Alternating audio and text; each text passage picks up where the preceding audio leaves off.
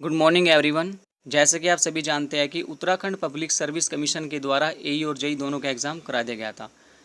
साथ ही कुछ दिनों के बाद उनके आंसर की भी जारी कर दी गई थी।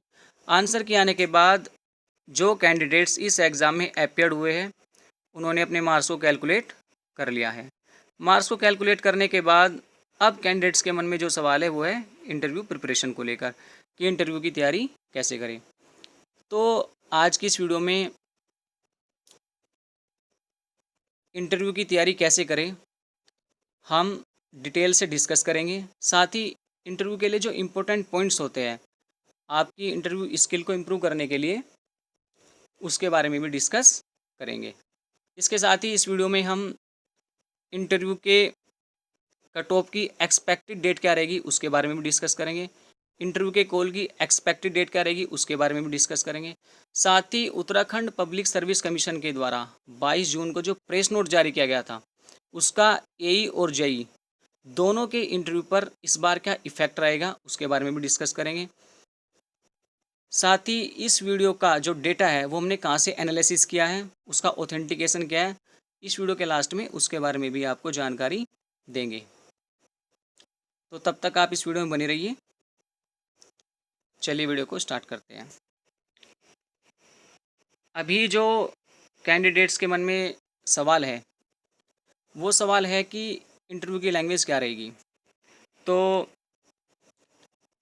कुछ कैंडिडेट्स को लग रहा है कि इंटरव्यू हिंदी में होगा या इंग्लिश में होगा, या हम अपना इंटरव्यू हिंदी में दें या इंग्लिश में दें। तो सबसे पहले जो जेईई के कैंडिडेट्स हैं मैं उनके लिए बता दूं कि उनका जो इंटरव्यू होगा वो हिंदी में ही होगा और जो ए के कैंडिडेट्स हैं उनका इंटरव्यू भी हिंदी में ही होगा। लेकिन चूंकि पब्लिक सर्विस कमीशन के द्वारा जो प्रेस नोट जारी किया गया है उस प्रेस नोट से उत्तराखंड पब्लिक सर्विस कमीशन ने कुछ नई स्टेप्स लिए हैं और उन नई स्टेप्स लेने के कारण हो सकता है कि आपको इस बार इंटरव्यू में कुछ चेंजेस देखने को मिले। तो उसको दृष्टिगत रखते हुए यदि आपके सामने ऑप्शन आता है कि आप लैंग्वेज का ऑप्शन आता है कि आप हिंदी में बात करना चाहते हैं या इंग्लिश में बात करना चाहते हैं, तो उसके लिए आप उस किस भाषा का चयन करेंगे। तो उसके लिए दो इम्पोर्टेंट पॉइंट है। पहला कि आप अपने आंसर को जिस भाषा में अच्छे से एक्सप्लेन कर सकते हैं उस भाषा का चयन कीजिए। दूसरा, आप इंटरव्यूअर के साथ जिस भाषा में अच्छे से कम्युनिकेट कर सकते हैं उस भाषा का चयन करिए। फाइनली आप उसी भाषा का चयन करें जिसमें आप अपने आंसर को अच्छे से एक्सप्लेन कर सके, दूसरा इंटरव्यूअर से अच्छे से कम्युनिकेट कर सके। मतलब कम्युनिकेट करते वक्त आपके साथ कोई वोकेबुलरी की प्रॉब्लम ना हो। सपोज दैट इंटरव्यूअर ने आपसे कोई क्वेश्चन पूछा, आप उनके क्वेश्चन को समझ नहीं पा रहे हो या आप अपने आंसर को एक्सप्लेन कर रहे हो और वे उससे अच्छे से समझ नहीं पा रहे, तो भाषा का उस ऐसा माध्यम होना चाहिए ताकि आप दोनों के बीच एक अच्छा संवाद बन सके। अब जो कैंडिडेट्स अपना हिंदी में इंटरव्यू देते हैं तो इसका अर्थ यह नहीं कि वे पूरी तरीके से हिंदी में इंटरव्यू दें। तो जो आपके टेक्निकल वर्ड्स हैं उसको आप इंग्लिश में यूज़ कर सकते हो, साथ ही कोई डेफिनेशन आप देना चाहते हो इंग्लिश में उसे भी दे सकते हो। तो ये तो आपका प्लस पॉइंट है। अब जब भाषा का चयन कर लिया जाता है या भाषा का चयन होने के बाद तो बात आती है इंट्रोडक्शन की। अब इंट्रोडक्शन देखिए, जब हम कुछ मॉक इंटरव्यू एनालिसिस कर रहे थे तो हमने देखा कि कुछ इंटरव्यूअर डायरेक्ट ही पूछ रहे थे कि आपका नाम क्या है और आप क्या करते हो, आपकी क्वालिफिकेशन क्या है। हमने कई स्टेट्स के पब्लिक सर्विस कमीशन के द्वारा जो जेई का और एई दोनों का जो मॉक इंटरव्यू हमने देखा है उसमें कई बार ये देखा है कि इंटरव्यूअर अपनी तरफ से ही क्वेश्चन पूछ रहे थे कि आपने कहाँ काम किया है, ठीक है। तो इस प्रकार के क्वेश्चन इंटरव्यूअर के द्वारा पूछे जा रहे थे, पर ये जरूरी नहीं है, ये डिपेंड करता है कि इंटरव्यूअर पर, बोर्ड के मेंबर्स पर। तो यदि कंडीशंस ऐसी हैं तो उसमें तो आप डायरेक्ट जवाब दे सकते हो, लेकिन फिर भी आपका इंट्रोडक्शन में किस प्रकार से आपको उस बात का उत्तर देना है ये सबसे इम्पोर्टेंट बात है। देखिए, इंट्रोडक्शन यदि आपका एक अच्छे मैनर में होगा और उसको एक सही वे होगा तो आपका इंटरव्यू पर एक अच्छा प्रभाव पड़ेगा। तो इंट्रोडक्शन को समझने के लिए हम सबसे पहले एक एग्जांपल को लेते हैं। सपोज किसी कैंडिडेट्स का नाम विश्वास है और वो उत्तराखंड के देहरादून डिस्ट्रिक्ट से बिलोंग करता है और उसने अपनी डिग्री की पढ़ाई मैकेनिकल इंजीनियरिंग में की है। तो सबसे पहले बात कर लेते हैं कि वो हिंदी में अपना इंट्रोडक्शन कैसे देगा। जो डिप्लोमा वाले कैंडिडेट्स है वो डिग्री की जगह डिप्लोमा समझ सकते हैं। तो जैसे हिंदी में इंट्रोडक्शन देने के लिए आप जरूरी नहीं कि आप सारे ही वर्ड्स हिंदी में यूज़ करो। जैसे सर है, अगर आप वहाँ पे श्रीमान यूज़ करना चाहते हैं श्रीमान यूज़ कर सकते हैं, वरना तो आप सर ही यूज़ कीजिए। मतलब हिंदी का में इंट्रोडक्शन देते हुए आप इंग्लिश वर्ड को यूज़ कर सकते हैं। तो चलिए हिंदी में स्टार्ट करते हैं। सबसे पहला जो सेंटेंस है वो यही होगा कि सर मेरा नाम विश्वास है, मैं उत्तराखंड के देहरादून डिस्ट्रिक्ट से बिलोंग करता हूँ। सर मैंने अपनी डिग्री की पढ़ाई मैकेनिकल इंजीनियरिंग में उत्तराखंड टेक्निकल यूनिवर्सिटी से सन 2017 में पूरी की है। सर मैंने 3 वर्ष तक एक इंडस्ट्री में असिस्टेंट इंजीनियर के पद पर कार्य किया है या मैं कार्य कर रहा हूँ। सर मेरी हॉबी रीडिंग है, वर्तमान में मैं कॉम्पिटिटिव एग्ज़ाम की तैयारी कर रहा हूँ। ये तो हो गया आपका हिंदी में इंट्रोडक्शन। और उसके बाद आता है इंग्लिश में आप इंट्रोडक्शन कैसे देंगे। Sir my name is Vishwas, I belong to district Dehradun. Sir I have done degree in mechanical engineering from Uttarakhand technical university in 2017। उसके बाद अगर आपने कहीं वर्क किया है तो आप उसको ऐड कर सकते हो, अगर नहीं किया है तो उसको मत ऐड करिए, ऐसा कुछ नहीं है। तो अगर आपने वर्क किया है तो sir I have done work in an industry as an assistant engineer till 3 years। और देखिए ग्रामेटिकल पोर्शन में आपको ट्रांसलेशन का एक अच्छे ज्ञान होना चाहिए, तो तभी आप अच्छे से ट्रांसलेट कर सकेंगे सेंटेंस को। दूसरा ये सेंटेंस तो था कि ये हमारा पास्ट परफेक्ट टेंस का सेंटेंस है। उसके बाद अगर आप कहीं पे काम अभी कर रहे हैं वर्तमान में तो उसके लिए हम यूज़ कर सकते हैं प्रेजेंट परफेक्ट कंटिन्यूअस टेंस को, जिसमें हमारा टाइम आ जाता है। तो इसे हम कैसे कह सकते हैं, I have been working in an industry as an assistant engineer for 3 years। तो ये इस प्रकार से हो जाएगा। कुछ स्पेशल कंडीशंस भी होती है सेंटेंस की, पर मुझे लगता है कि ये सफिशेंट है। तो आगे बात करते हैं हॉबीज़ की। Sir my hobby is reading. अगर आपकी हॉबीज़ हैं तो आर लगा के आप उसको अलग अलग बता सकते हो। उसके बाद यहाँ पे रिसेंटली वर्ड यूज़ किया गया है, तो आई थिंक इसको रिप्लेस करके हम लिख सकते हैं in the present time I am preparing for competitive exams. तो ये जो आपका इंट्रोडक्शन है ये एक अच्छे वे में है और इसका इंटरव्यूअर पर एक अच्छा प्रभाव भी पड़ेगा। तो इस प्रकार से आप अपना इंट्रोडक्शन दे सकते हैं। देखिए इसमें मैं एक चीज़ और आपसे शेयर करना चाहता हूँ कि जो कैंडिडेट्स जिन्होंने हायर एजुकेशन प्राप्त की है, जैसे कुछ कैंडिडेट्स ऐसे भी होंगे जिन्होंने डिप्लोमा किया और डिप्लोमा के बाद बीटेक किया, या बीटेक जिन्होंने बीटेक किया था या उसके बाद एमटेक किया और वे एग्ज़ाम में अपीयर्ड हुए। सपोज़ दैट कोई कैंडिडेट जिसने डिप्लोमा और बीटेक दोनों किया हुआ है और वो जेईई के एग्ज़ाम में अपीयर्ड हुआ है और वो इंटरव्यू में जाता है। अब उससे क्वालिफ़िकेशन पूछी जाती है कि आपकी क्वालिफ़िकेशन बताइए, या उससे पूछा जाता है कि अपने बारे में कुछ बताइए या इंट्रोड्यूस योर सेल्फ। और उस टाइम वहाँ पर वो दोनों क्वालिफ़िकेशन बता देता है। देखिए आपका जो इंटरव्यू होगा वो आपका मिनिमम क्वालिफ़िकेशन को लेकर होगा। आपने चाहे कितनी भी हायर एजुकेशन प्राप्त कर की हो, उसका इंटरव्यू से कोई मतलब नहीं है। जो आपकी नोटिफिकेशन में मिनिमम क्वालिफ़िकेशन है उसको लेकर आपका इंटरव्यू होगा। कई बार हमने ये देखा कि जो रियल एक्सपीरियंस रहा है जो कैंडिडेट्स का, तो कई बार वे अपनी उसी एजुकेशन को बताते हैं जो नोटिफिकेशन के अकॉर्डिंग जो नोटिफिकेशन के अकॉर्डिंग डिपार्टमेंट ने उस एग्ज़ाम को लेकर मांगी होती है। हालांकि इसमें ऐसा कोई नहीं है कि आप उसी क्वालिफिकेशन को बताइए जो डिपार्टमेंट ने नोटिफिकेशन में रिक्वायरमेंट दी है। आप अपने अकॉर्डिंग अपनी हायर क्वालिफिकेशन भी बता सकते हैं, ऐसा कुछ नहीं है। लेकिन अगर आप जैसे ही आप ये अगर किसी ने डिग्री किया है, डिग्री के बाद बीटेक किया है और वो एक एग्ज़ाम में बैठ रहा है और उसने कहा कि सर मैंने पहले डिग्री की उसके बाद एमटेक किया, तो अगर वो चाहे तो वो सिंपल ही बता सकता है कि मैंने डिग्री की है इंजीनियरिंग में, तो इससे भी कोई फ़र्क नहीं पड़ेगा। ऐसा नहीं है कि आप हायर एजुकेशन बताकर हायर एजुकेशन आप बताओगे और आपको अच्छे मार्क्स मिल जाएंगे, ऐसा कुछ नहीं है। देखिए, इंटरव्यू एक पर्सनैलिटी टेस्ट है, ठीक है? आपकी नॉलेज के साथ आपकी पर्सनैलिटी का भी टेस्ट हो रहा है। तो मुझे लगता है कि आप अगर आप एक क्वालिफिकेशन का यूज़ करना चाहते हो, यूज़ कर सकते हो। अगर आप दोनों यूज़ करना चाहते हो, दोनों भी यूज़ कर सकते हो। तो चलिए, जो भी आपको सूटेबल लगे, जो भी आपको सही लगे।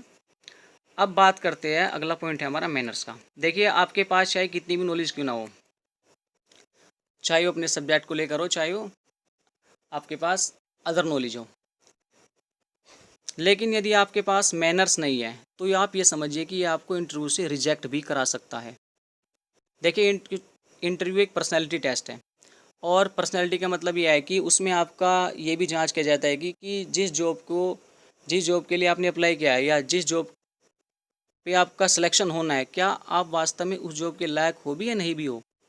तो यानी कि उसके लिए आपको मैनर्स होना बहुत ज़रूरी है। तो वो मैनर्स सबसे पहले तो आपको के इंटरव्यू में देखे जाते हैं। तो कौन कौन से मैनर्स ऐसे हैं जो सबसे इम्पोर्टेंट है। देखिए, जब इंटरव्यूअर के सामने हम जाते हैं तो सबसे पहले हम गेट ओपन करते हैं। तो गेट ओपन करने से पहले उसकी परमिशन लीजिए। आप डायरेक्ट बोल सकते हो कि मे आई कम इन सर, या क्या सर मैं अंदर आ सकता हूँ। जैसे ही परमिशन दे यस, तो आप अंदर आ जाइए। अंदर आने के बाद सबसे पहले आपको करना है विश। देखिए, अगर वहाँ पर कोई फीमेल मेंबर है तो आप सबसे पहले उसे विश करिए। इसके पीछे क्या रीज़न है कि इससे ये पता चलता है कि आप महिलाओं को पहले सम्मान देते हैं, तो ये आपका प्लस पॉइंट बन जाएगा। अगर वहाँ पे फीमेल मेंबर नहीं है और कोई बोर्ड में एल्डर मेंबर बैठा हुआ है, काफ़ी ज़्यादा एज का बैठा हुआ है अदर मेंबर से, तो आप उसको विश कर सकते हैं, गुड मॉर्निंग, गुड आफ्टरनून, ठीक है। तो ये भी आपका एक प्लस पॉइंट है कि आप अपने बड़ों को पहले सम्मान देते हैं। तो विश करिए। विश करने के बाद उसके बाद आपको बैठने के लिए कहा जाएगा। जब आप बैठे तो आप उसके बाद thank you, thank you sir, ये आप बोलिए। उसके बाद बात आती है, जब आपका इंटरव्यू ओवर हो जाता है उसके बाद भी आप थैंक यू सर बोल के अपने इंटरव्यू को ओवर करिए। अब बात आती है सिटिंग मेथड की। देखिए, इंटरव्यू में जो सिटिंग मेथड है वो बहुत ही मायने रखता है, क्योंकि हमें अपने स्टाइलिश तरीके से नहीं बैठना है। मतलब इंटरव्यू में एक बिल्कुल सिंपल तरीके से बैठना है। आपके पैर भी खुले होने चाहिए, खुले हुए नहीं होने चाहिए इस तरीके से कि आप बैठ जाओ कि आप बिल्कुल ही जैसे सोफे पे बैठते हैं, बिल्कुल आराम वाली कंडीशन में। तो आपको सिंपल तरीके से बैठना है, ठीक है। तो और एक दिखना चाहिए कि हाँ, आपके अंदर एक कॉन्फिडेंस है। उसके बाद बात करते हैं ड्रेस की। देखिए, जो मेल की ड्रेस है उसमें आप फॉर्मल ड्रेस पहनिए, सिंपल ड्रेस पहनिए, simple pant, simple shirt, shoes, belt, ये जो भी आपके हो सब सिंपल होना चाहिए। जीन्स और टी शर्ट का यूज़ मत कीजिए। जो फीमेल कैंडिडेट्स हैं, अगर उनकी बात की जाए तो वे सूट या पजामी पहन सकती है। तो सिंपल उसके ऊपर एक जो दुपट्टा है वो यूज़ कर सकती है। जो भी आपकी सिंपल ड्रेस है उसको यूज़ कीजिए। तो आप जीन्स और अदर टॉप या शर्ट का यूज़ मत कीजिए। तो ये है मैनर्स। मैनर्स में आपको हमेशा अपने आप को, आपकी जो पर्सनैलिटी है उससे लगना चाहिए कि आपका सिलेक्शन जिस पोस्ट के लिए हो रहा है, आप वास्तव में उसके काबिल हो। तो आपके मैनर्स ऐसे दिखने चाहिए। जहाँ भी आपको लगे कि जो क्वेश्चन नहीं आता उसके लिए सॉरी, डायरेक्ट बोल दो, कोई प्रॉब्लम नहीं है, ठीक है। उसके बारे में हम आगे डिस्कस करेंगे कि आपको किन क्वेश्चनों के लिए यस करना है, किन क्वेश्चनों के लिए नो करना है, ठीक है। तो चलिए डिस्कस करते हैं आगे। अगला पॉइंट क्या है हमारा? अगला पॉइंट है हमारा क्वेश्चन टाइप। क्वेश्चन के टाइप्स क्या रहेंगे? देखिए, क्वेश्चन के दो ही टाइप्स रहेंगे, एक टेक्निकल क्वेश्चन, एक नॉन टेक्निकल क्वेश्चन। जब भी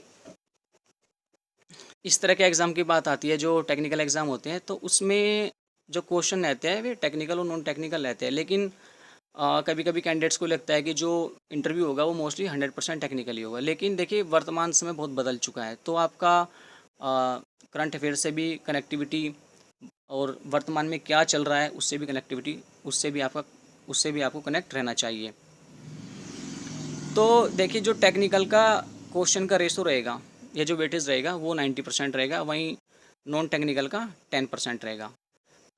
टेक्निकल में आपसे आपके सब्जेक्ट से रिलेटेड क्वेश्चन पूछे जाएंगे और नॉन टेक्निकल में आपसे आपका जो स्टेट है उससे रिलेटेड उसका आपका जर्नल नॉलेज उसके आपके होनी चाहिए। आपको स्टेट से रिलेटेड जो भी आपकी जर्नल नॉलेज है, जनरल अवेयरनेस है, उसके बारे में आपको पता होना चाहिए और थोड़ा बहुत जो करंट अफेयर्स है उसके बारे में भी थोड़ी बहुत जानकारी होनी चाहिए। अब बात करते हैं फेवरेट सब्जेक्ट की।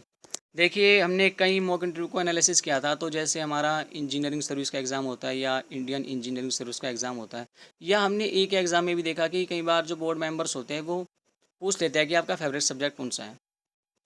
और तो आप उसी सब्जेक्ट को अपना फेवरेट सब्जेक्ट बनाइए, आप उसी सब्जेक्ट को अपना प्रिपेयर करके चलिए जिसमें आपको श्योर हो कि हाँ, मैं इसमें मुझे सारे बेसिक कॉन्सेप्ट क्लियर है और मैं जो क्वेश्चन के आंसर है उनको अच्छे से एक्सप्लेन कर सकता हूँ। उस सब्जेक्ट से रिलेटेड जो भी फॉर्मूले हैं, जो भी न्यूमेरिकल है, वो सारे सब आपको प्रिपेयर होने चाहिए। तो आपका कोई ना कोई फेवरेट सब्जेक्ट होगा तो उसको आप अच्छे से प्रिपेयर कर लीजिए। ये क्वेश्चन आपसे पूछा जा सकता है। देखिए, एक इंटरव्यू में तो ये पूछा जाएगा ही। यह हो सकता है कि वे नहीं भी पूछे, लेकिन अक्सर ऐसा होता है कि कैंडिडेट जो बोर्ड मेंबर्स होते हैं पूछते हैं और हो सकता है जेईई के एग्ज़ाम में भी पूछ ले। तो आप अपना एक फेवरेट सब्जेक्ट भी प्रिपेयर रखिए। उसके बाद आती है स्टडी मटेरियल्स की। देखिए, जो कैंडिडेट्स ये सोच रहे हैं कि इंटरव्यू में सवाल कहाँ से आएंगे, क्वेश्चन कहाँ से आएंगे और हमें क्या पढ़ना चाहिए, क्या नहीं पढ़ना चाहिए, तो मैं आपको सबसे बेस्ट बता दूं कि क्या रहने वाला है। क्वेश्चन आप कहाँ से पढ़ें, तो क्वेश्चन आप पढ़ें अपने सिलेबस से, अपने सिलेबस के अकॉर्डिंग क्वेश्चन पढ़ें। जो भी आपका सिलेबस है उसी को प्रिपेयर करके चलिए। ये 100% श्योर है कि आपको सिलेबस के बाहर कोई भी क्वेश्चन नहीं पूछा जाएगा। जो आपका सिलेबस है उसी के अकॉर्डिंग क्वेश्चन पूछे जाएंगे, उसके अलावा क्वेश्चन नहीं पूछे जाएंगे। तो जो भी आपका सिलेबस है उसके अकॉर्डिंग आप अपनी स्टडी जारी रखिए। तो चलिए अब अगला पॉइंट देख लेते हैं। वैसे इस पॉइंट को मैंने अपनी तरफ से भी ऐड किया है और मॉक इंटरव्यू में तो हमें ये चीज़ें देखने को मिली ही थी। देखिए, जर्नल अवेयरनेस ये वर्तमान समय में काफ़ी इम्पोर्टेंस रखता है और इसकी जानकारी हमें होनी भी चाहिए। देखिए, जैसे सबसे पहले बात करता हूँ मैं जेईई कैंडिडेट्स की। उनके लिए तो जर्नल अवेयरनेस के शायद इतने क्वेश्चन ना पूछे जाए, लेकिन फिर भी आपको प्रिपेयर होकर चलना है, क्योंकि इससे एक तो आपका कॉन्फिडेंस लेवल बढ़ता है और आपको लगता है कि हम प्रेजेंट टाइम से कनेक्ट हैं। तो जनरल अवेयरनेस में आपको एक तो आपके स्टेट से रिलेटेड जो भी अवेयरनेस है उसके बारे में पता होना चाहिए, कितने डिस्ट्रिक्ट हैं, चीफ मिनिस्टर कौन है, ठीक है, मंत्रिमंडल में कौन कौन क्या क्या है, तो ये जानकारी होनी चाहिए। और जिस डिस्ट्रिक्ट से आप बिलोंग करते हो उसके बारे में भी जानकारी होनी चाहिए। साथ ही एक सबसे इम्पोर्टेंट पॉइंट मैं आपको और बता दूं कि आपकी वैकेंसी जिस डिपार्टमेंट में निकली है उस डिपार्टमेंट से संबंधित आपको जानकारी होनी चाहिए। उस डिपार्टमेंट का वर्क क्या है, उस डिपार्टमेंट का स्ट्रक्चर क्या है, उस डिपार्टमेंट का एम क्या है, ये सबसे इम्पोर्टेंट पॉइंट है। और ये एई और जेई दोनों के लिए इम्पोर्टेंस रखता है और ये इंटरव्यूअर क्वेश्चन पूछ सकता है। ये श्योर है कि इंटरव्यूअर ये क्वेश्चन आपसे पूछेगा ही, क्योंकि जिस डिपार्टमेंट में आपकी वैकेंसी निकली है उसके बारे में तो आपको जानकारी होनी चाहिए, ठीक है। तो और यदि आप किसी डिपार्टमेंट की जानकारी लेनी चाहते हैं तो वेबसाइट के माध्यम से आप उसके होम पेज पर जाकर वहाँ से उसकी जानकारी ले सकते हैं। अब दूसरा जो पॉइंट है इसमें वो basic general awareness of polity, यानी कि राजनीतिक विज्ञान की आपको सामान्य जानकारी होनी चाहिए। इसमें क्या होना चाहिए, एक तो आपको फंडामेंटल राइट्स पता होना चाहिए, आपके मूल अधिकार क्या है। एक है फंडामेंटल ड्यूटीज़,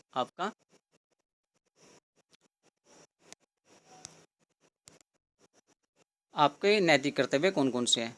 ये मैंने इसलिए ऐड किया है क्योंकि कई बार इंटरव्यूअर आपको आर्ग्यूमेंट रिलेटेड क्वेश्चन पूछ लेते हैं। जैसे मैं एक एग्जांपल के तौर पर आपको बता दूं, अगर किसी इंटरव्यूअर ने आपसे पूछा कि आप किस पार्टी को पसंद करते हैं और आपने डायरेक्ट किसी पार्टी का नाम ले दिया, तो समझिए आपके इंटरव्यू पर इतना बैड निगेटिव इम्पैक्ट डालेगा कि शायद हो सकता है कि ये आपको रिजेक्ट के मोड पर ले जाए। तो आपको डायरेक्ट ये नहीं बोलना है कि मुझे ये पार्टी पसंद है। देखिए, यहाँ पर आप क्या कह सकते हो, यहाँ पर आप लोगे इस पॉइंट का सारा, इस पॉइंट से आप कह सकते हो। देखिए सर, देखिए आपका जवाब क्या हुआ। सर देखिए, संविधान ने सभी को समानताएं दी हैं, सभी को सामाजिक, राजनीतिक और आर्थिक समानताएं दी गई है।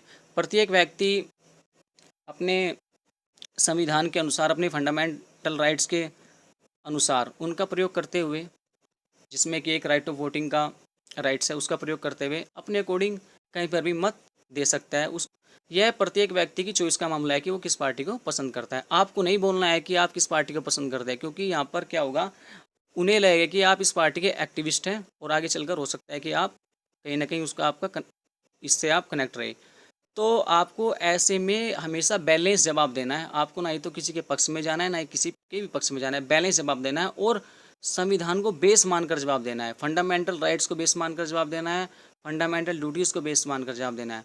अब सपोज दैट अगला क्वेश्चन अगर कैंडिडेट आपसे करता है कि सपोज कोई कैंडिडेट एक ही पोस्ट पर कार्य कर रहा है और उसके पास कुछ व्यक्ति आते हैं काम करवाने के लिए, जिसमें एक विधायक का भाई भी है, और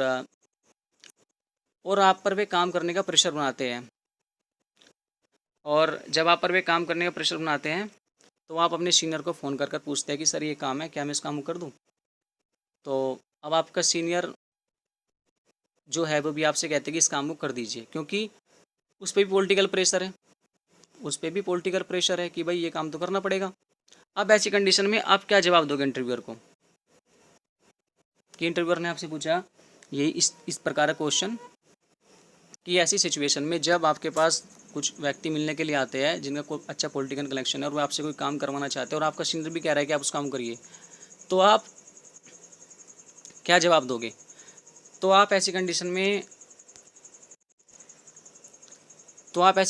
जवाब दे सकते हो कि सर देखिए, मैं अपने सीनियर से लिखित में लूँगा कि वो मुझे इस काम को करने के लिए लिखित में ऑर्डर दे दे और मैं उसके बाद इस काम को करूँगा। इससे क्या होगा कि इससे जब आप लिखित में लोगे तो आपकी रिस्पॉन्सिबिलिटी ख़त्म हो जाएगी और आपके सीनियर की रिस्पॉन्सिबिलिटी रह जाएगी। तो आप यहाँ पर ये जवाब दे सकते हो कि सर मैं अगर कोई ऐसा कार्य है तो मैं उससे लिखित रूप में अपने सीनियर से लूँगा। और आप हमेशा एक बैलेंस जवाब देकर चलिए कि मैं अपने जो डिपार्टमेंट है या जो मेरे ड्यूटीज़ के रूल हैं उनको फॉलो करते हुए ही सारे कार्य करूँगा। जो लीगल काम होगा उसको ही मैं करूँगा, इलीगल काम मैं बिल्कुल नहीं करूँगा। तो चलिए अगले पॉइंट की तरफ बढ़ते हैं। अगला पॉइंट है हमारा एक्स्ट्रा टिप्स। देखिए इंटरव्यू में बहुत सी चीज़ें ऐसी होती है जो हमें हमेशा याद रखनी होती है, जैसे हाउ टू टॉक स्पीक, आपको कैसे बात करनी है। ये नहीं कि आप इंटरव्यू में जाओ आप काफ़ी लाउडली बात करो। आपको इस तरीके से बात करनी है कि आपको इतनी धीमी आवाज़ में बात नहीं करनी और इतनी तेज़ आवाज़ में बात नहीं करनी जिससे आपका जो संवाद का करने का तरीका है उसमें एक भद्दापन लगने लगे। तो आपको एक अपने वे में जिस प्रकार से आप नॉर्मल तरीके से बात करते हैं उस तरीके से बात करनी है। How to give answer, answer कैसे देना है। देखिए आंसर देने के बाद हम आंसर जो आप दोगे वो आपका आंसर हमेशा फैक्चुअल बेस्ड होना चाहिए, फैक्ट पर आधारित होना चाहिए। यानी कि आपसे पूछा गया क्वेश्चन कोई और आपने जवाब दिया किसी और तरीके से, मतलब वो जो क्वेश्चन आपसे पूछा गया था उस क्वेश्चन का आंसर उसके फैक्ट पर आधारित नहीं है, उसके फैक्ट मतलब वो फैक्चुअल नहीं है। तो इस प्रकार से आंसर मत दीजिए, आप वही आंसर दीजिए जो एग्जैक्ट आंसर हो, और जो आंसर नहीं पता उसको आप मना कर सकते हैं। देखिए इसमें इसका रीज़न क्या है। सपोज अगर आपको किसी क्वेश्चन का आंसर आता है तो आप उसको डायरेक्ट दे सकते हैं, लेकिन अगर आपको किसी क्वेश्चन का आंसर नहीं आता तो उसको आप डायरेक्ट मना कर दीजिए। या आप कोई क्वेश्चन ऐसा है जिसमें आप अनुमान लगाने का प्रयास कर रहे हैं तो आप अनुमान मत लगाइए, क्योंकि जो इंटरव्यूअर बैठा है वो आपसे कई गुना इंटेलिजेंट है, वो अपने सब्जेक्ट का स्पेशलिस्ट है। तो अनुमान लगा के उसे आप भ्रमित मत करिए, आप उसको डायरेक्ट मना कर सकते हैं कि सर मुझे इस क्वेश्चन का आंसर नहीं पता। इससे आपके इंटरव्यू पर कोई भी प्रभाव नहीं पड़ेगा। लेकिन यदि आप उन्हें उलझाने का प्रयास करते हैं, उन्हें इस प्रकार से कि सर इसका ये भी हो सकता है उसके वो भी हो सकता है, इस प्रकार से करने का प्रयास करते हैं, तो उन्हें लगा कि यार ये मतलब इसे पूरी तरीके से जानकारी नहीं है और ये एक अनुमान के आधार पर आंसर दे रहा है, तो इससे आपको एक नेगेटिव प्रभाव इंटरव्यू पर पड़ सकता है। तो आप ऐसा मत करिए। देखिए कई बार कैंडिडेट्स को ये लगता है कि हम 100% जवाब, देखिए 100% जवाब तो इम्पॉसिबल है दे पाने सभी क्वेश्चनों के, ऐसा तो नहीं हो पाता कि 100% ही कोई जवाब दे दे। तो आप क्या करिए, अगर सपोज दैट किसी कैंडिडेट से इंटरव्यूअर ने क्वेश्चन पूछे, 15 क्वेश्चन पूछे गए और 15 क्वेश्चन में से उसने 10 क्वेश्चन का सही जवाब दिया और 5 क्वेश्चन का जवाब नहीं दिया गया, तो इससे कोई फ़र्क नहीं पड़ेगा, कुछ भी फ़र्क नहीं पड़ेगा। इंटरव्यूअर क्या समझेगा कि 5 क्वेश्चन का जवाब ही तो नहीं दे पाया, तो कोई बात नहीं, क्योंकि इंटरव्यूअर जानता है कि आप इंटरव्यू में पहुँचे इसीलिए क्योंकि आपके पास इतना सब कुछ था, आपने एग्ज़ाम पास किए, आपके पास नॉलेज है, तभी तो आप इंटरव्यूअर तक पहुँचे हैं। और उसके पास आपकी मार्कशीट है, उसे पता है आपने हिंदी में कितने मार्क्स प्राप्त किए हैं, इंग्लिश में कितने मार्क्स प्राप्त किया है, आपने जर्नल स्टडी में कितने मार्क्स प्राप्त किए, आपने टेक्निकल में कितने मार्क्स प्राप्त किए, उसके पास आपकी डिटेल्स हैं। तो इसमें आपको क्या करना है, आपको अनुमान के आधार पर आंसर नहीं देना है। कई बार ऐसा होता है कि अगर आपको हाँ, अगर कोई क्वेश्चन ऐसा जिसमें आपको लग रहा है कि 80% आपको लग रहा है कि हाँ ये सही हो सकता है, तो आप जवाब दे सकते हैं। लेकिन आपको बिल्कुल लग रहा है कि मुझे पता ही नहीं, तो आप उसको स्किप कर दीजिए। उसको आप कह दिए सॉरी सर, मुझे नहीं पता, सॉरी सर, मुझे इसकी जानकारी नहीं है, मैं घर जाके इसको देखूँगा, इतना कह सकते हैं। तो चलिए नेक्स्ट पॉइंट की तरफ बढ़ते हैं। अब बात करते हैं इंटरव्यू ड्यूरेशन की। देखिए कई मॉक इंटरव्यूज़ हमने देखे और कुछ कैंडिडेट्स का जो रियल एक्सपीरियंस रहा है उनसे बात की। तो ये डिपेंड करता है आपका कि आपका इंटरव्यू कैसा जा रहा है। देखिए सबसे पहले बात कर लेते हैं ए के इंटरव्यू की। ए का जो इंटरव्यू होता है वो लगभग 12 से 15 मिनट के बीच हो जाता है।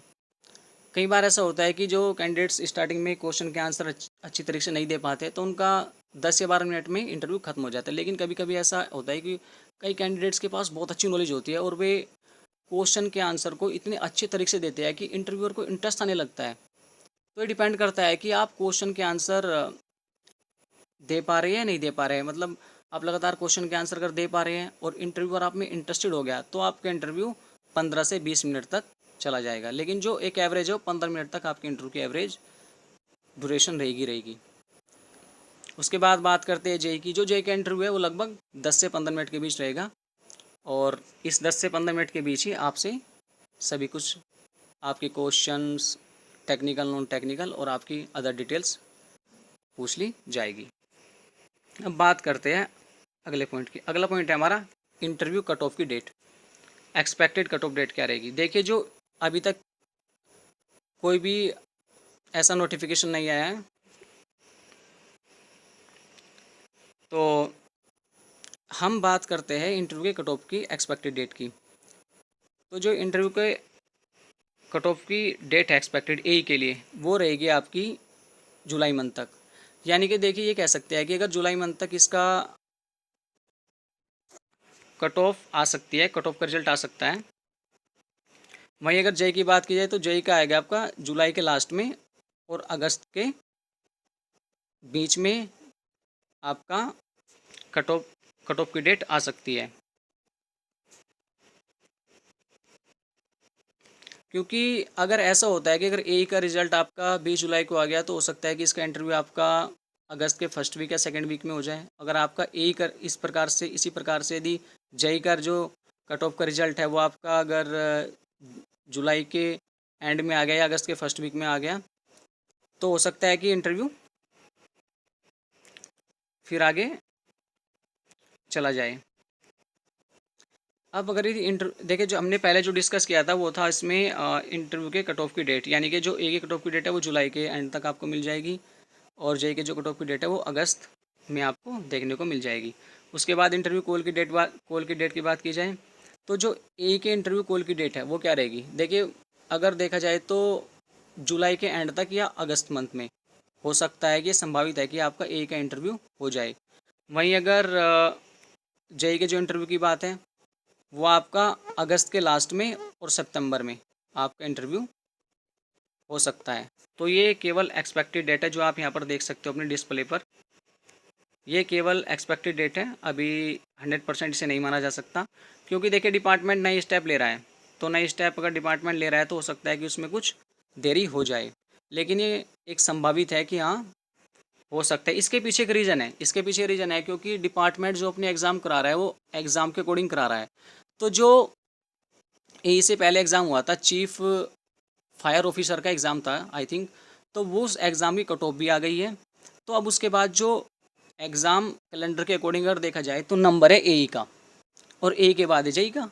तो इसके अकॉर्डिंग अगर देखा जाए तो संभावित है कि हाँ इन मंथ में ये आपका इंटरव्यू कॉल, यानी कि इंटरव्यू कट ऑफ की डेट आपकी ए के लिए जुलाई मंथ में और जेई की आपकी अगस्त मंथ के आसपास। वहीं जो इंटरव्यू कॉल की डेट है ए की वो आपकी अगस्त में और जेई की आपकी अगस्त या सितंबर में आ जाएगी। अब बात करते हैं यूकेपीएससी के प्रेस नोट की, जो 22 जून को जारी किया गया था। उसमें डिपार्टमेंट ने कौन सा नया स्टेप लिया है? देखिए, डिपार्टमेंट ने एक बहुत बड़ा स्टेप लिया है, और वो स्टेप यह है कि जो डिपार्टमेंट के पास पुराना पैनल था, डिपार्टमेंट ने उसे हटा दिया है और अब डिपार्टमेंट नया पैनल बनाने की तैयारी कर रहा है। इससे जो एई और जेई का इंटरव्यू है, वो इस बार आपको अच्छा इंटरव्यू देखने को मिलेगा, एक अच्छा इंटरव्यू फेस करने को मिला, क्योंकि डिपार्टमेंट अपने सब्जेक्ट के अच्छे स्पेशलिस्ट को हायर कर रहा है, जिनके पास एक अच्छा मतलब अपने सब्जेक्ट को लेकर कोई भी डाउट नहीं है, उनके पास एक अच्छा जो सब्जेक्ट के वो आंसर के जो स्टैंडर्ड्स होते हैं, वे उनके पास बिल्कुल एग्जैक्ट है। क्योंकि कई बार डिपार्टमेंट के आपने देखा ही होगा, कई क्वेश्चन गलत हो जाते हैं तो वो डिलीट करने पड़ते हैं, और इससे डिपार्टमेंट की छवि पर कहीं ना कहीं नकारात्मक प्रभाव पड़ता है। हालांकि गलती हो जाती है, क्योंकि अब इंसान है, गलती हो ही जाती है, लेकिन फिर भी डिपार्टमेंट ने अपने आप को एक हाई अप्रोच पर ले जाने का कार्य प्रारंभ कर दिया है। और आप देखिए कि आपका इंटरव्यू में आपको क्या बदलाव मिलेगा, यानी कि इस बार आपका जो इंटरव्यू फेस करने का जो आपकी अवसर मिल रहा है, तो ये समझिए कि आप अपनी प्रिपरेशन को और भी अच्छे तरीके से करना स्टार्ट कर दीजिए। मतलब कोई भी इस प्रकार का कोई भी डाउट आपके सब्जेक्ट में नहीं रहना चाहिए कि जब आप इंटरव्यू फेस करो और वहाँ पर आपको प्रॉब्लम क्रिएट हो जाए।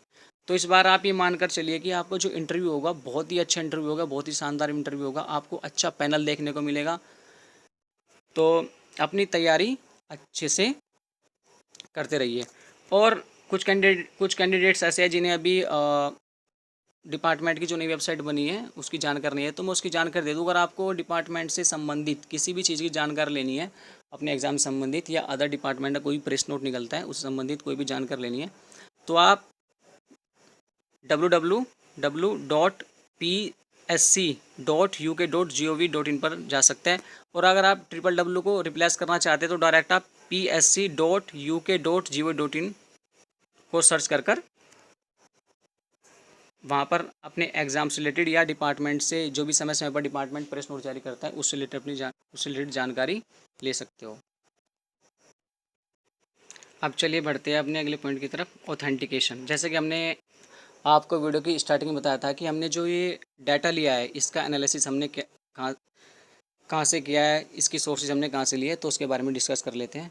तो जो हमने इस इंटरव्यू के डाटा को प्रिपेयर किया है, वो सबसे पहले हमने कई वेबसाइट को विजिट किया, वहाँ से एनालिसिस किया, ठीक है। उसके बाद मॉक इंटरव्यू का एनालिसिस किया डिफरेंट स्टेट्स के, जिसमें हमारा देख सकते हैं आप उत्तराखंड पब्लिक सर्विस कमीशन का से ए के मॉक इंटरव्यू को एनालिसिस किया है। उसके बाद Uttar Pradesh public service commission ए के इंटरव्यू को मॉक इंटरव्यू का हमने एनालिसिस किया है। उसकी भी काफ़ी मॉक इंटरव्यूज़ की वीडियोस मिल गई थी। उसके बाद राजस्थान पब्लिक सर्विस कमीशन ए की भी काफ़ी मॉक इंटरव्यूज़ की वीडियो मिल गई थी, उसको भी एनालिसिस किया गया है। जेई को हमने इसमें से ऐड कर दिया, क्योंकि एई और जेई दोनों के लिए हमने कॉमन चीज़ को कलेक्ट करके यहाँ पर आपके सामने प्रस्तुत किया है। उसके बाद Madhya Pradesh public service commission एई, उसके बाद गुजरात पब्लिक सर्विस कमीशन एई की मॉक इंटरव्यूज़ को भी हमने एनालिसिस किया है। मध्य प्रदेश की भी हमें काफ़ी वीडियो मिली थी जिसको हमने एनालिसिस किया है। उसके बाद बिहार पब्लिक सर्विस कमीशन ए की भी काफ़ी मॉक इंटरव्यू की वीडियोस मिल गई थी, उसको भी हमने एनालिसिस किया है। एक है हमारा झारखंड पब्लिक सर्विस कमीशन, इसकी हमें एक दो वीडियो मिल पाई थी, लेकिन फिर भी हमने इसको एनालिसिस कर लिया। उसके बाद मिली है West Bengal public service commission, इसकी भी एक या दो वीडियो मिली थी, लेकिन फिर भी उसको हमने एनालिसिस किया, उसको देखा कैंडिडेट्स और इंटरव्यूअर के बीच किस तरह का संवाद रहा है। उसके बाद है छत्तीसगढ़ पब्लिक सर्विस कमीशन एई की मॉक इंटरव्यूज़ को भी हमने देखा। उसके बाद Jammu Kashmir public service commission की भी एक वीडियो में मिली थी, उसको भी हमने एनालिसिस किया। फिर है हमारा केरल पब्लिक सर्विस कमीशन एई, उसकी भी एक वीडियो मिली थी मॉक इंटरव्यू की, उसको भी एनालिसिस किया। फिर आपका था आसाम पब्लिक सर्विस कमीशन एई, उसको भी हमने एनालिसिस किया। तो जो ये जैसे आसाम हो गया, केरल, जम्मू कश्मीर, छत्तीसगढ़, वेस्ट बंगाल, तो इनकी एक एक दो वीडियो में मॉक इंटरव्यूज़ की मिली थी एई के लिए, उसको हमने एनालिसिस किया है। और वहीं से हमने इंटरव्यू और कैंडिडेट्स के बीच किस प्रकार का संवाद रहा, किस प्रकार के क्वेश्चन पूछे गए, कैंडिडेट्स ने क्वेश्चन का किस प्रकार से आंसर दिया, उनकी क्या स्ट्रैटेजी थी, इंटरव्यू को लेकर, तो सभी जगह से हमने कॉमन थिंग्स को कलेक्ट किया है। और चूंकि यही एक हायर पोस्ट है, जय उससे नीचे आता है, तो हमने इन सभी स्टेट से इंटरव्यूअर और कैंडिडेट्स के बीच होने वाले संवाद की जो कॉमन थिंग्स है उसको कलेक्ट करके यहाँ पर हमने पॉइंट वाइज आपके सामने प्रस्तुत किया है। तो आप देख सकते हैं कि कितने स्टेट्स की मॉक इंटरव्यू वीडियोज़ को एनालिसिस किया गया है। ये सब आप इससे एक आइडिया ले सकते हैं कि इंटरव्यूअर ने किस जो क्वेश्चन पूछे थे और कैंडिडेट्स ने जो जवाब दिए थे, तो उसको लेकर जो पॉइंट्स बनाए हैं वे आपके लिए कितने हेल्पफुल रहेंगे। अब बात करते हैं रियल इंटरव्यू एक्सपीरियंस की। तो कुछ कैंडिडेट्स जिनका रियल इंटरव्यू एक्सपीरियंस रहा है और उन्होंने शेयर किया है हमसे, तो उसमें हमने उत्तराखंड पब्लिक सर्विस कमीशन के ए के कुछ कैंडिडेट्स थे और जे के भी कुछ कैंडिडेट्स थे जिन्होंने अपने रियल इंटरव्यू को हमारे साथ शेयर किया है। और उत्तराखंड पब्लिक सर्विस कमीशन के कुछ कैंडिडेट्स के हमने रियल इंटरव्यू का जो उनका एक्सपीरियंस रहा है उनको भी हमने देखा है और उनको हमने सुना है कि उनका जो इंटरव्यू में रियल एक्सपीरियंस रहा और उन्होंने जो शेयर किया, तो ये जो रियल एक्सपीरियंस है उसी के आधार पर हमने इस डाटा को एनालिसिस किया था। जो डाटा हमने इससे पहले पॉइंट वाइज आपके सामने बताया है, तो ये रियल इंटरव्यू एक्सपीरियंस से प्लस मॉक इंटरव्यू एनालिसिस से प्लस वेबसाइट से, इन सब से एनालिसिस हमने कॉमन चीज़ों को लेकर किया है। उसके बाद करते हैं बुक्स एनालिसिस फॉर इंटरव्यू। तो बुक्स हमने कौन सी एनालिसिस की है? हमने बुक्स एनालिसिस किया है Khanna publication mechanical engineering for competition, और ये लिखी गई है आर के जैन जी के द्वारा। तो आप इस बुक को देख सकते हो। हमने इस बुक को एनालिसिस किया है और इस बुक्स में आपको इंटरव्यू के स्टार्टिंग से लेकर एंड तक की सभी बातें मिल जाएगी। जैसे इंटरव्यू क्या है, इंटरव्यू क्यों होना चाहिए, इंटरव्यू कितने टाइप्स का होता है, इंटरव्यू के लिए राइट एटीट्यूड्स क्या है, इंटरव्यू के लिए आपको क्या करना चाहिए, क्या नहीं करना चाहिए, इंटरव्यू के लिए आपको किन किन बातों का ध्यान रखना चाहिए। तो वे सारी बातें इंटरव्यू से रिलेटेड आपको इस बुक से मिल सकती है। आप चाहे तो इस बुक्स में देख सकते हैं। जो फेवरेट सब्जेक्ट की बात है वो हमने इस बुक से ही एनालिसिस की है। वैसे कई मॉक इंटरव्यूज़ में भी इस बात को पूछा गया है। तो आप जैसे कि अपने डिस्प्ले पर देख रहे हैं कि हमने कितना एनालिसिस करने के बाद इस डाटा को आपके सामने प्रस्तुत किया है, इस वीडियो में आपके सामने डिस्कस किया है। तो ये इसका ऑथेंटिकेशन है जिससे आप एक ट्रस्ट फील कर सको। और आई थिंक इस वीडियो को देखने के बाद आपको इंटरव्यू में जाने से पहले इंटरव्यू के रिगार्डिंग बहुत सारी जानकारी मिल गई होगी और आप एक कॉन्फिडेंट फील करेंगे। तो इंटरव्यू में आपको कॉन्फिडेंस तो अपना रखना ही है और आपने आपको कॉन्फिडेंट रखना है, क्योंकि ये इंटरव्यू के लिए सबसे मेजर फैक्टर है। तो इसका बात का आप खास ध्यान रखिए। आपको ना ही तो ओवर कॉन्फिडेंट होना है, ना ही लोअर कॉन्फिडेंट होना है। आपको स्माइलिंग फेस के साथ कॉन्फिडेंट रहना है। तो चलिए, आज की इस वीडियो में बस इतना ही। तब तक के लिए wish you all the best. आप अपनी प्रिपरेशन करते रहिए। I hope you will be selected. Thank you.